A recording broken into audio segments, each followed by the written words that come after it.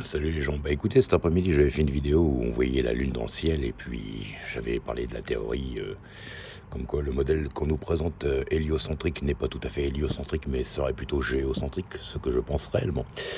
Alors vous voyez, je suis dans un immeuble là, donc vous avez des sociétés en face qui sont éclairées. Donc vous avez n'importe quel olibrius qui voit ça dans le ciel, il va dire oh il y a des ovnis.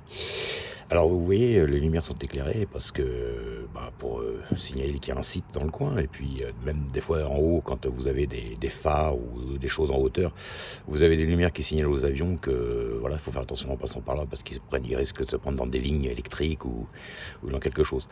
Donc croyez-vous que s'il y avait des petits hommes verts qui nous visitent, ils seraient assez idiots dans le ciel en nous survolant sans vouloir se montrer pour mettre des lumières dans le ciel pour montrer leur position en disant voilà on est là, ne nous rentrez pas dedans.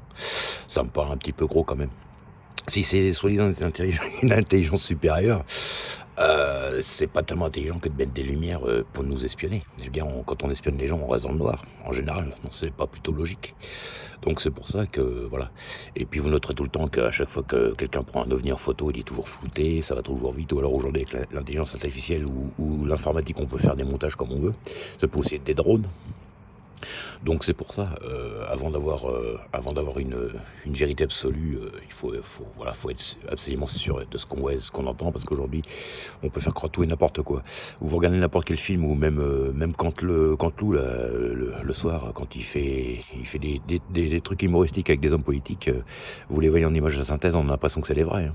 Donc voilà. Aujourd'hui avec le numérique, on peut tromper n'importe qui, hein. Donc voilà. Et puis voilà. Et puis de toute façon, c'est pas parce qu'on voit des lampes dans le ciel de toutes les couleurs que voilà, spécialement c'est spécialement des ovnis. Pour moi, ce sont des appareils terrestres expérimentaux ou militaires. Voilà uniquement. Voilà, c'est tout, hein. Donc voilà. Et puis de toute manière, si on a un dôme électromagnétique au-dessus de nous, je pense que pour lancer des fusées dans l'espace, on peut peut-être s'en approcher, mais aller à l'extérieur de la bordure électromagnétique, je pense que c'est un petit peu difficile. Voilà, c'est tout, hein. Donc c'est voilà. Alors après, je veux pas divaguer, bien sûr, hein, j'ai aucune preuve de ce que j'avance, mais ça ne correspond pas avec le modèle du yin-yang de la Terre. Et pour moi, la Terre est yin-yang. Voilà, il y a un équilibre. Équilibre avec la Terre et le Soleil, comme le jour et la nuit, comme le haut et le bas, comme tout. Il y a tout et son contraire, hein, comme j'ai déjà parlé dans les précédentes vidéos. Voilà.